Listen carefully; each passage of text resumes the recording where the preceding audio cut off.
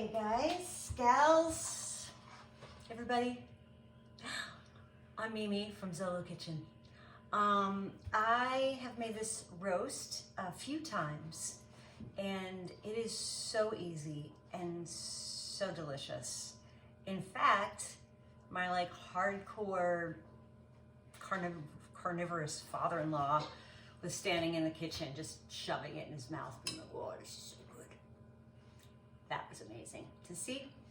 So here's what we're gonna do. We're gonna make the stuffing first. Now, you can play with this a little bit. This is my version of what I put into the roast, but you could, I don't know, you could change it up if you wanted. Maybe start it with this. I'm gonna do some really finely chopped onion. Now I have a pan on the stove that I've already heated up just to like a low because I'm using my cast iron pan. They get pretty hot. So I'm going to, yeah, one of my dogs is playing with one of those toys. This is one of the least horrible sounds that some of those toys make. You got it for Christmas. Oh. Always some animal making noise in this house, I'll tell you that. All right, so we've got our chopped onion. I love this tool. I think I need to angle up a little bit. What do you think? Maybe just a tad. There we go. All right, yeah, that's better. Great, now one of my favorite tools is, it's a pastry scraper, but I use it just to travel from my, oh my God, my hair's a mess, counter to over to the pan. And I will shift my camera in a little bit so we can see what's in there. So I'm putting the onions in, and then I've got some garlic that I'm gonna chop up nice and fine. I do not like that jarred, pre-prepared garlic. I think it's yucky. I think it has, they must put something in it that just makes it taste weird. That said, if you want to be lazy, which I am sometimes, you can buy the pre-peeled garlic. Although, my son is particularly fond of peeling garlic, which is lucky for me because I love using garlic in all kinds of things. So I've got my garlic chopped up. It doesn't have to be super fine because we're sauteing it, right? So there's that. And then I put probably like maybe 3 or 4 tablespoons of olive oil in the pan because part of the stuffing is some breadcrumbs that we're going to put in a little later. So we want enough fat in there to make that. And then we've got, I have my mushrooms sliced, but then I'm going to chop them up a little smaller. I'm using crimini mushrooms. I think you could use just regular white mushrooms. I think that would be totally fine. These shrink down quite a bit, so they don't have to be super fine. But it is something that we're going to be putting inside the roll, so we definitely want it to be small enough that it will, it won't fall out, if that makes sense. Not too chunky. All right, I'm just gonna pop this right back in there. And throw that in and get that going. So the reason why I'm doing this first is because we want the filling to be kind of cool, or not like just super hot when we put it into the roll. So this is going to be cooking while we make the seitan roll. So I'm going to turn this up a little bit, and the last of my mushrooms in there.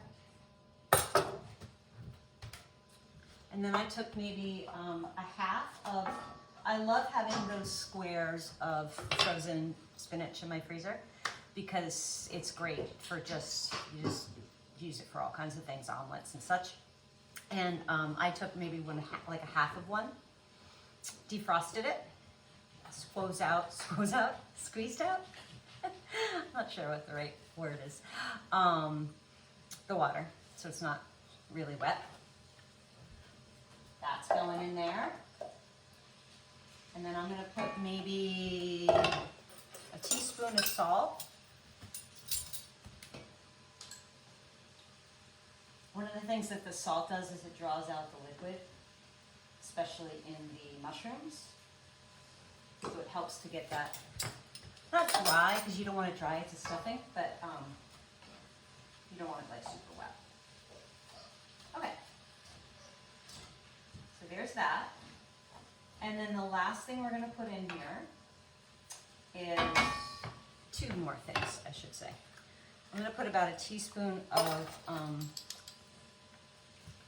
Bell seasoning, which is that like sort of all-purpose poultry seasoning. And I'm gonna say maybe 3/4 of a cup. This is like a panko breadcrumb. That's a half. And a 1/4. And we'll see how that looks once it all gets cooked up. All right. So let's just take a quick look at this. So this is what we're dealing with here. And I'm gonna let this cook for maybe 5 or 10 more minutes while we make our seitan roll.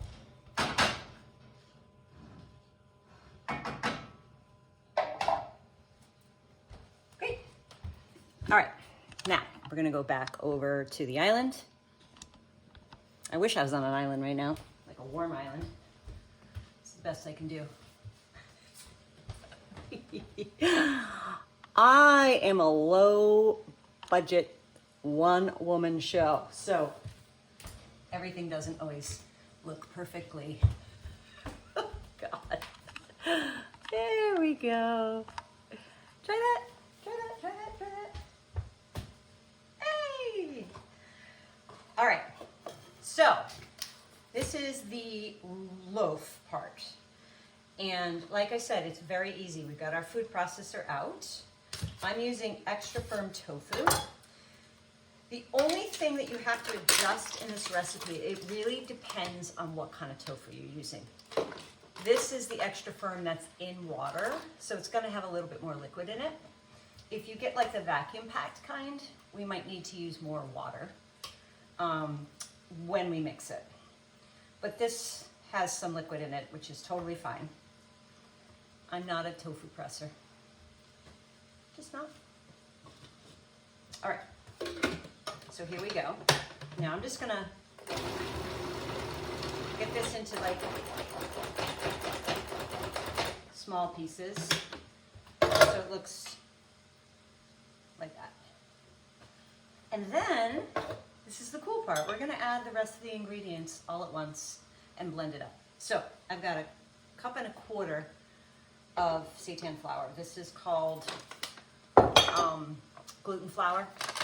This is the Bob's Red Mill. It's a really nice company. I like them a lot. So we've got 1.25 cups of that. I've got 3 tablespoons of cornstarch. And we're going to do another, this time a tablespoon of our Bell seasoning. And a teaspoon each of garlic powder and onion powder.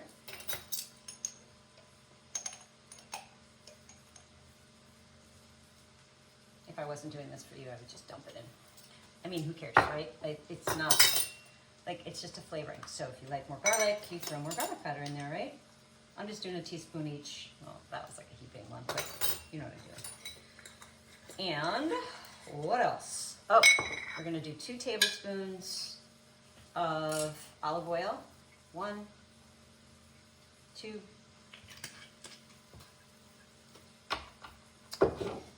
1/4 cup of, where's my little guy. 1/4, oh, there it is.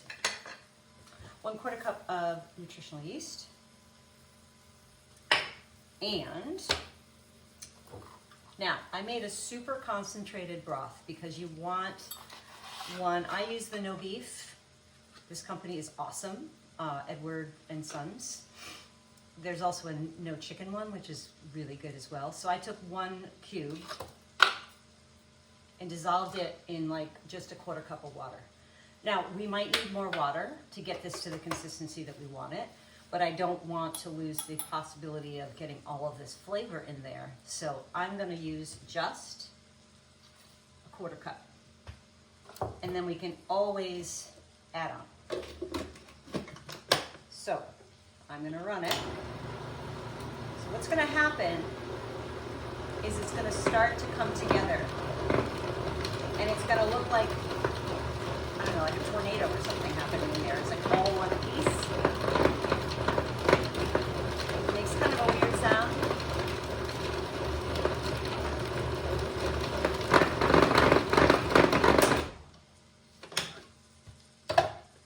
Let's see. Shouldn't be super sticky, which it's not. And it should all hold together in one piece, which it is. So this is our roll here.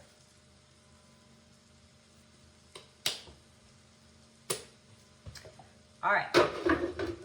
So,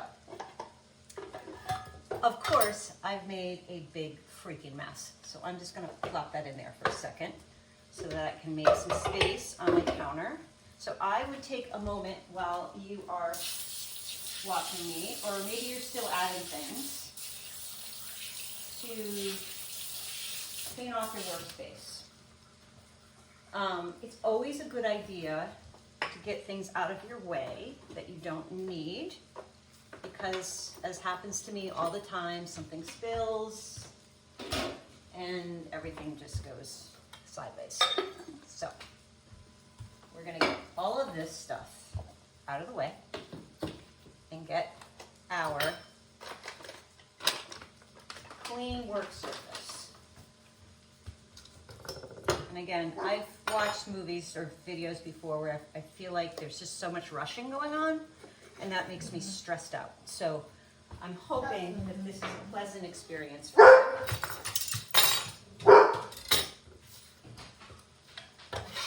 Thank you, my love.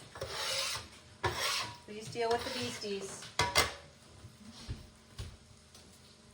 And you also want your surface to be relatively dry. So let's wipe it off.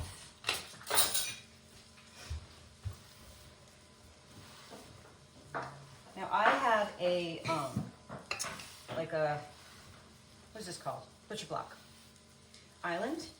And here's a little trick that I do that should be something that you should do in your kitchen if you have a butcher block cutting board or island like I do. You want to only cut onions and garlic in one spot, because then you won't infuse the rest of your food with onions and garlic. So fruit goes over here, onions and garlic over here. Just something I think is helpful. Okay, now I'm going to dry it off the counter. And one thing to be aware of is that seitan flour is very sticky, meaning you want to just be careful you don't get it everywhere, because it can be a mess to clean up. We're going to take some flour, the gluten flour, onto our counter, and then take this loaf out. You can see it's staying in nice shape. Just don't want it to stick to the counter. All right, I'm gonna give this stuffing a stir. Oh yeah, it's looking great. In fact, I'm gonna turn this off. It looks perfect. Just so it's not like crazy hot. Okay.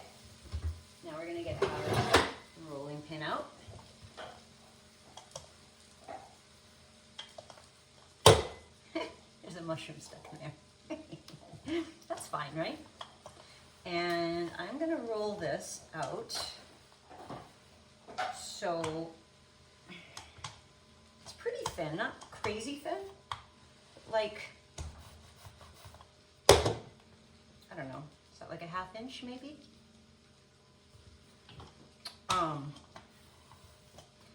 And we are gonna roll it. Yeah, I'm gonna get it a little thinner. Go. Sort of looks like a pizza crust, right? Just get it all even. So I don't know, this is probably like 14 by 10 or 12, something along those lines. And we are going to go get the stuffing out of the pan. I'm just going to throw it right back in this mushroom container. Why not, right? Nice to reuse, recycle, whatever.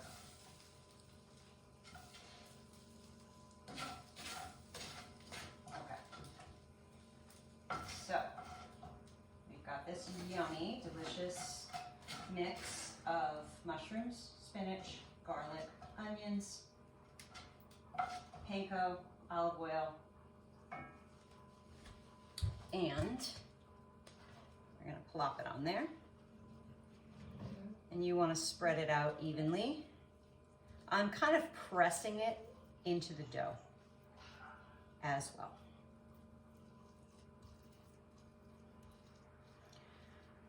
Now, before I roll this, you can see that I was not patient and it's still pretty damn hot. So I'm gonna let it cool down a little bit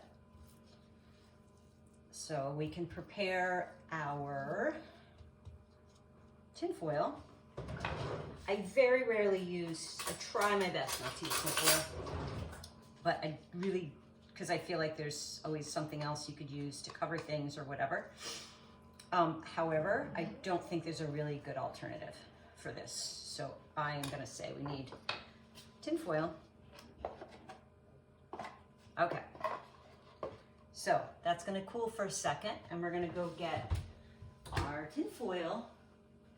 Now usually I have a stash of pre-used tin foil. Aha! Because I try to reuse it as many times as I possibly can. Let's see if it's big enough. Ah, it's perfect. In fact, I think this is what I used last time, the same roast. Okay, now, we're gonna take this tin foil. So I've got like, it's probably like twice the size of that. And I'm gonna use coconut oil, but I think you could certainly use olive oil or whatever. I just like spraying because I think it just gives coat things better. All right, we've got that ready to go. And then I'm gonna start rolling. Let's get rolling. Here we go.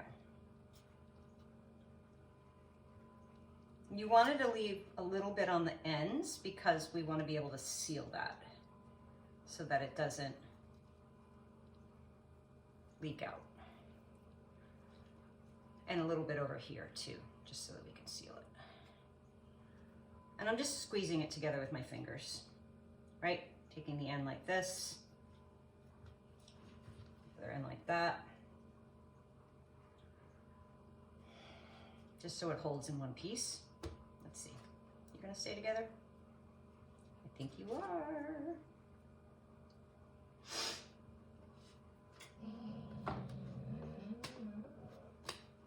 Yeah, looks good, right? I'm gonna put it right in the middle of my tin foil. I'm gonna spray this as well.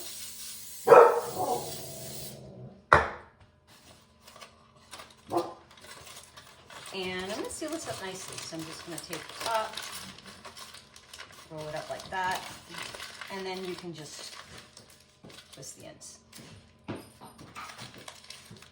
Okay. So this is ready to go. Meaning you could pop it in the oven right now, 350 for 30 minutes, and then we're going to open up the foil and cook it for another 10 to 15.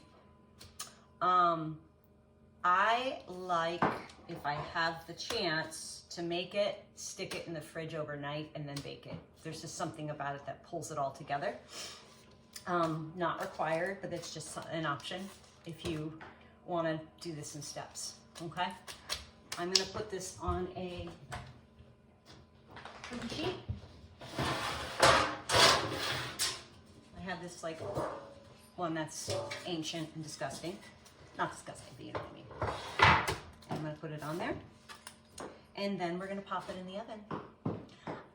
I will see you in 45 minutes because we're gonna do 30 minutes wrapped and 15 minutes unwrapped, and then we'll take a look. See you soon.